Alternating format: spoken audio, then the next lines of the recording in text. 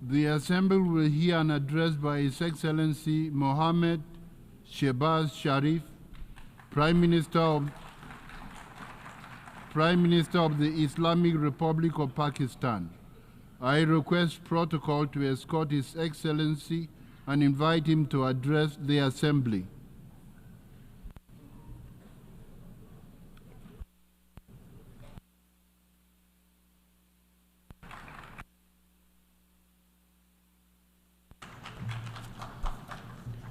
Bismillahir Rahmanir Rahim.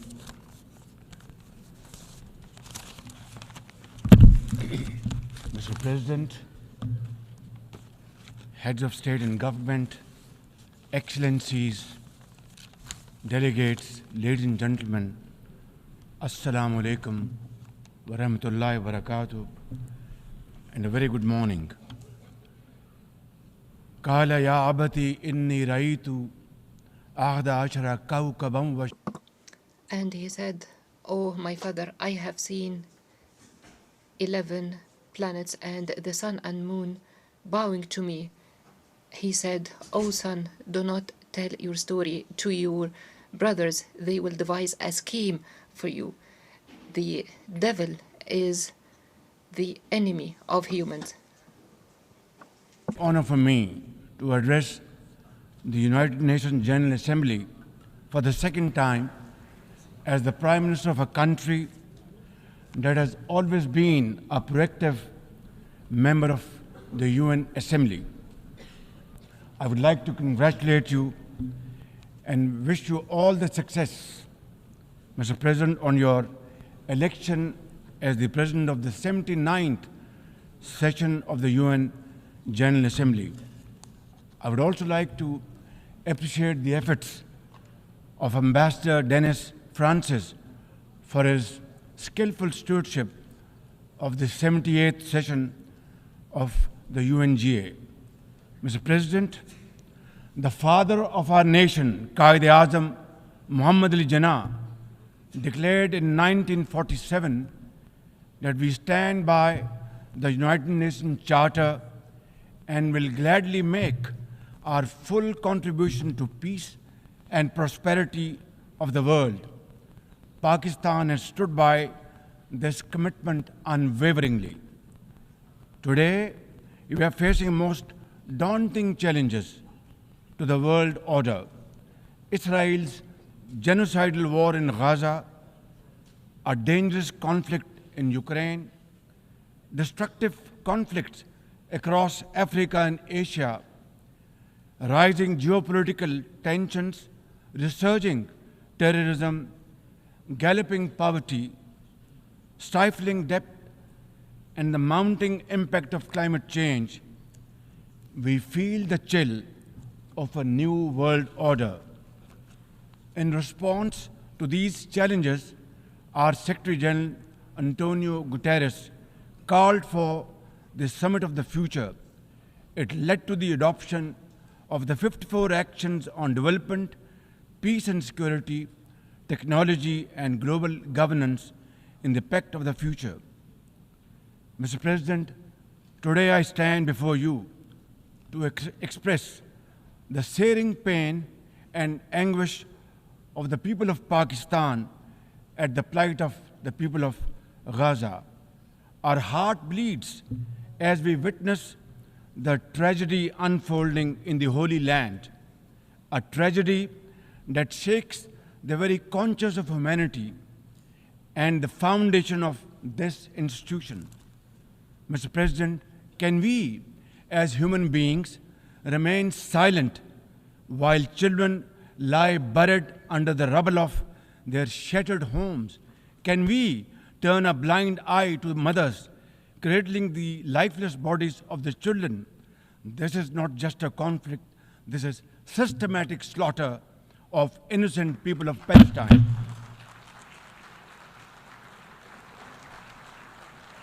Ladies and gentlemen, an assault on the very essence of human life and dignity.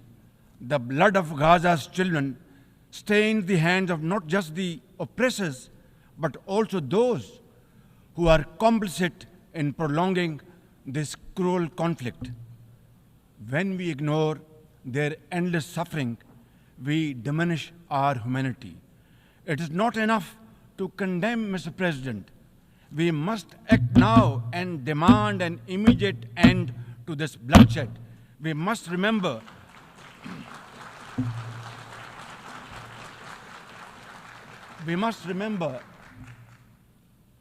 that the blood and sacrifice of the innocent Palestinians will never go waste. We must worry about their plight and difficulties and stand by them. We must work for a durable peace through the two-state nation. We must seek a viable, secure, contiguous, and sovereign state of Palestine based on the pre-1967 borders with Al-Quds al-Sharif as its eternal capital, and to advance the goals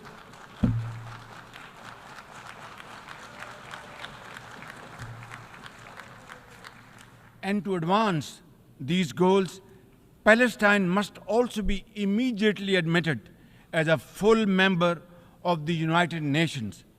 Mr. President, in a span of a few days, Israel's unrelenting bombing of Lebanon has killed over 500 people, including women and even small children. The failure to implement UN resolutions has emboldened Israel. It threatens to drag the entire Middle East into a war whose consequences could be very grave and beyond imagination. Similarly, like the people of Palestine, the people of Jammu and Kashmir too have struggled for a century for their freedom and right to self-determination. Instead of moving towards peace, India has resiled from its commitments to implement the Security Council resolutions on Jammu and Kashmir.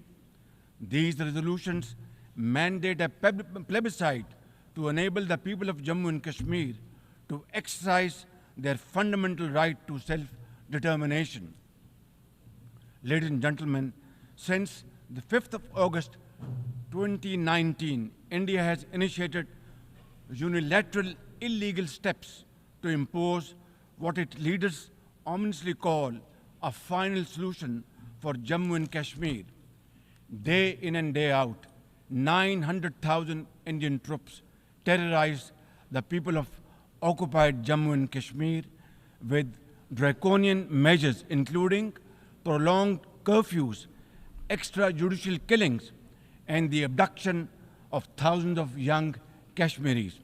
At the same time, in a classic settler colonial project, India is seizing Kashmiri lands and properties and settling outsiders into occupied Jammu and Kashmir in their nefarious design to transform the Muslim majority into a minority. This hackneyed tactic is employed by all occupying powers, but it has always failed. In Jammu and Kashmir too, it shall fail by the grace of God. Ladies and gentlemen,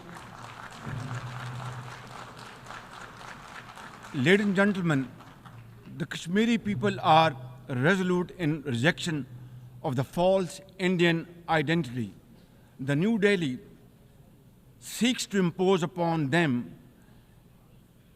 very, very severe conditions, and atrocities are being committed every hour. India's policy of brutal coercion and oppression in occupied Kashmir has ensured that Burhan Wani's legacy continues to inspire the struggle and sacrifices of millions of Kashmiris. Inspired by the legitimacy of their epic struggle, they remain defiant. Their heart-wrenching stories remind us that behind every statistic lies a human life, a dream deferred, and a hope shattered. Even more worryingly, it is engaged in massive expansion of its military capabilities, which are essentially deployed against Pakistan. Its war doctrines envisage a surprise attack, and a limited war under the nuclear overhang. Thoughtlessly, India has spurned Pakistan's proposals for a mutual strategic restraint regime. Its leadership has often threatened to cross the line of control and take over Azad Kashmir. Ladies and gentlemen, Mr. President, let me state in no uncertain terms that Pakistan will respond most decisively to any Indian aggression. Therefore, to secure durable peace, India must reverse the unilateral and illegal measures it has taken since 5th of August 2019 and enter into a dialogue for a peaceful resolution of the Jammu and Kashmir dispute in accordance with the UN security resolutions and the wishes of the Kashmiri people. Mr. President, remember, illegal occupation creates a fresh hell every day in the killing fields of Palestine and in the pristine valleys of occupied Jammu and Kashmir. Apart from conflicts, Mr. President, the 21st century has brought a cascade of crises, including the reversal of development and the mounting impact of climate change. 2 years ago, my country was devastated by catastrophic floods, causing $30 billion in damages. It is now clear that each summer will bring blistering temperatures and trigger fresh climate impacts. Pakistan emits less than 1% of global carbon emissions, yet we have paid a very heavy price for no fault of ours. This is most unfair in any calculus of global justice. We must uphold the axiom, the polluter must pay. Ladies and gentlemen, Pakistan looks forward to fulfillment of commitments made by our development partners to support the achievements of the SDGs and climate goals, including a new annual goal beyond $100 billion in climate finance. Mr. President, with nearly 100 developing countries trapped in the vicious cycle of debt and liquidity crisis, which I always call a death trap rather than debt trap, achieving the SDGs in these circumstances remain a distant mirage. The international financial architecture, which the Secretary General has described as morally bankrupt, and the world trade and technology regimes must be reformed and aligned to promote development and global equity. Mr. President, since assuming office in March this year, the progress and prosperity of my 240 million people has been my singular focus. We have taken some very difficult but necessary decisions that have rescued our economy from collapse, restored macroeconomic stability, controlled physical deficits, and strengthened our reserves. As a result, inflation has come down to a single digit by the grace of God, and the prospects for economic growth has revived. I would like to explain this challenge and the way we are negotiating, Mr. President, by reciting a stanza from a poem which enormously makes me very emboldened, very brave, and hardworking, and commit untiring efforts. And this stanza is a befitting example of hard work and, of course, facing challenges, and then pave the way for success stories. And stanza is, when things go wrong, as they sometimes will, when things go wrong, as they sometimes will, when the road you are trudging is all uphill, when things go wrong, as they sometimes will, when the road you are trudging seems all uphill when the credits are low and debts are high. When the credits are low and debts are high, when you want to smile, but you have to sigh. When you want to smile, you have to sigh. When care, read health. When care is pressing you down a bit, when care or health is pressing you down a bit, rest if you must, but don't you quit. This is how, Mr. President, we have learned to face our challenges and negotiate the most daunting challenges we have faced. Mr. President, situated at the crossroads of South and Central Asia and the Middle East, we have prioritized geoeconomics and regional connectivity to secure win-win outcomes for our people. The second phase of the landmark China-Pakistan Economic Corridor has been successfully launched through the Apex Special Investment Facilitation Council. We are mobilizing investments in resilient infrastructure, renewable energy, minerals, sustainable agriculture, and technology. This will herald a new era of development and modernization in my beloved country. Ladies and gentlemen, for 2 decades, Pakistan has fought terrorism boldly and most successfully, defeating terrorist groups within Pakistan. We have paid a very heavy price. 80,000 of our brave soldiers and civilians have been martyred, including innocent school-going children. And the gory memories of APS school carnage haunt us till date. Our economy has suffered a loss of $150 billion. Unfortunately, today, we are again confronted by a new wave of externally financed and sponsored terrorism, especially by the TTP, Fitna al-Khawarij, and its associates. Ladies and gentlemen, make no mistake, inshallah, by the grace of God, we are determined to eliminate this threat as well through our comprehensive national effort by the name of Azm-e-Istehkam, meaning resolve to promote peace and stability. And we will work collectively with the international community to combat all forms of terrorism and reform the global counterterrorism architecture. Mr. President, Pakistan seeks the earliest possible normalization of the situation in Afghanistan. We join the UN's appeal for $3 billion in humanitarian assistance to the millions of suffering Afghan brothers and sisters. At the same time, we endorse and share the international expectations that the Afghan interim government would respect human rights, including the rights of women and girls, and promote political inclusion.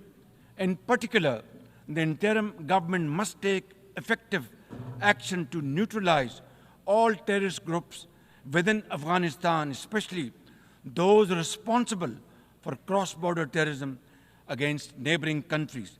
These include ISIL-K, Daesh, the Al-Qaeda associated TTP, Fitna al-Khawarij, Majid Brigade, the BLA, and other terrorist groups which unfortunately are seen on Afghan territory. Mr. President, another troubling global development is the escalation of Islamophobia, which is now manifested by frequent desecrations of the Holy Quran, attacks on mosques, negative stereotyping of Muslims, and acts of discrimination and violence against them. The most alarming manifestation of Islamophobia is the Hindu supremacist agenda in India. It aggressively seeks the subjugation of 200 million Muslims and the obliteration of India's Islamic heritage. Pakistan and the OIC will work with the UN Secretary General and his special envoy to implement a plan of action to combat the scourge. Ladies and gentlemen, Pakistan seeks an immediate end to the tragic conflict in Ukraine and its peaceful resolution in accordance with the UN Charter and international agreements. Ladies and gentlemen, Pakistan has a long and proud history of solidarity, friendship, and cooperation with the nation of Africa. We will continue to cooperate with them to counter terrorism and resolve regional conflicts, including through UN peacekeeping and peace building in the region. Finally, Mr. President, as we leave this august hall, we must carry with us a message for our people, that the weak are not voiceless, that the oppressed should not lose hope, that poverty is not preordained, and that Allah Almighty promise of justice and equality in our terrestrial home must be respected. I thank you all, and thank you very much for your time. God bless you.